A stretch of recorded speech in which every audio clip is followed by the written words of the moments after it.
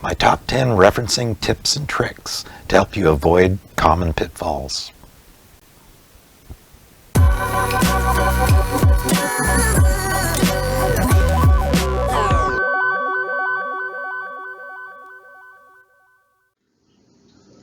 Well, we might as well get right into it. These are my top 10 referencing tips and tricks in no particular order. Number 1, learn how to use the referencing software now. If you practice with the software so you know what it'll do and what it can actually do for you, you'll be a lot further ahead. It's probably a bad idea to start learning how to use it the day your assignment is due. Number 2, don't blindly accept what the referencing software produces as a result. Your job is to manage the process of referencing to make sure it's done correctly. And since the software does most of the work, check to see if it got it right. If you look up what the style looks like, just see whether everything looks consistent. Definitely an important part of referencing.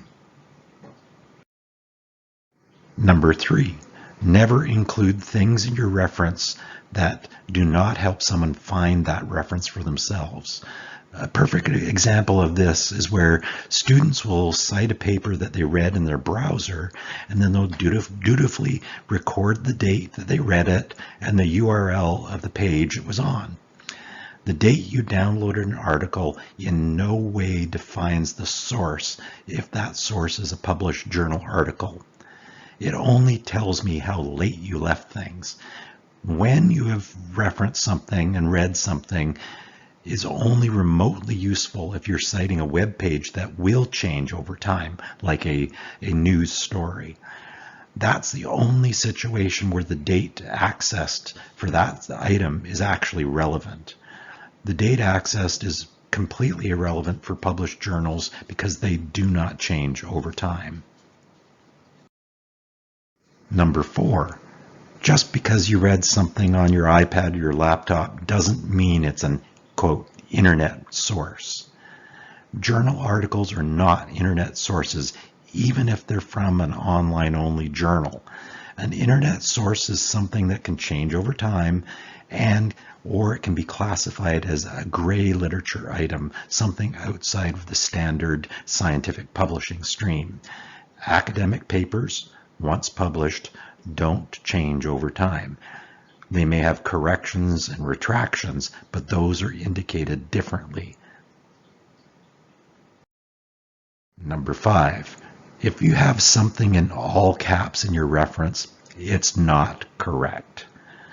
Go to your software, find the entry, and change it, even if you have to type the whole title or all the authors again.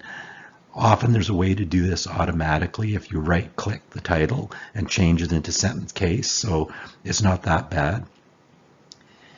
This normally happens when sources are added to PubMed or Google Scholar from an old database technology that didn't have all the upper and lowercase letters. So things from the 1960s and earlier almost always are in all caps if you're in PubMed.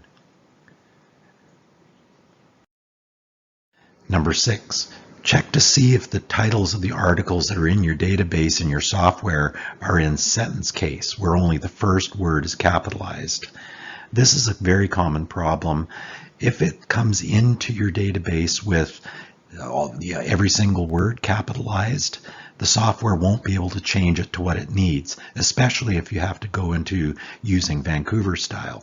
So go change it in your software, and you'll find that the software can make its title case if necessary, like using APA style, but it can't go the other way around. So just make sure everything is consistently in sentence case and you'll be fine.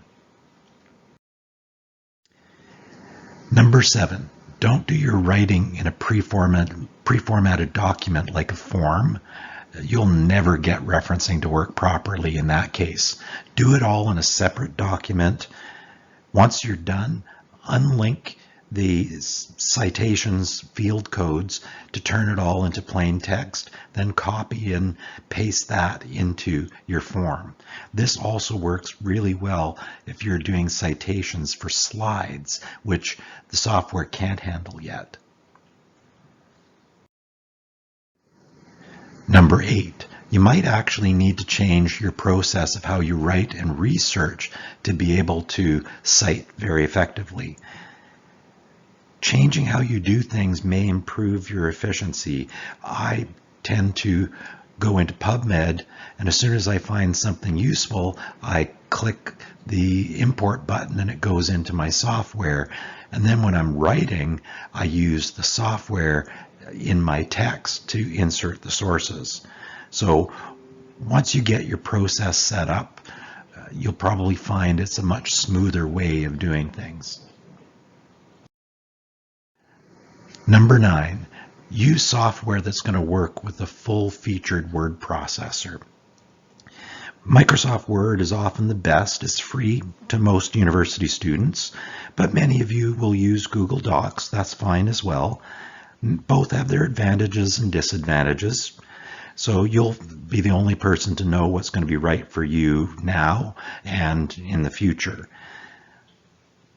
By the way, if your word processor of choice is Apple Pages, please note that even Apple uses Microsoft products to run their own business. Would you write an essay with crayons and submit it for grades in university? Yeah, harsh, I know, but somebody's got to say it. Number 10, if you're citing a specific fact, don't cite a review article. Review articles are perfectly fine to give you an overview of the area, but they're typically not citable information unless you're saying, here's a really good review, and then you reference it. Instead, look to see the papers that the review article has in their reference list. Those are the ones that you want to cite for that primary piece of information. That primary paper where the original fact was displayed is the one that you need to cite. If instead the review article cites another review paper, you can probably forget using that review for anything. So if you keep these top 10 tips and tricks in mind, I think you will avoid most of the common pitfalls. And those are really the things that you want to get right anyways. Enjoy.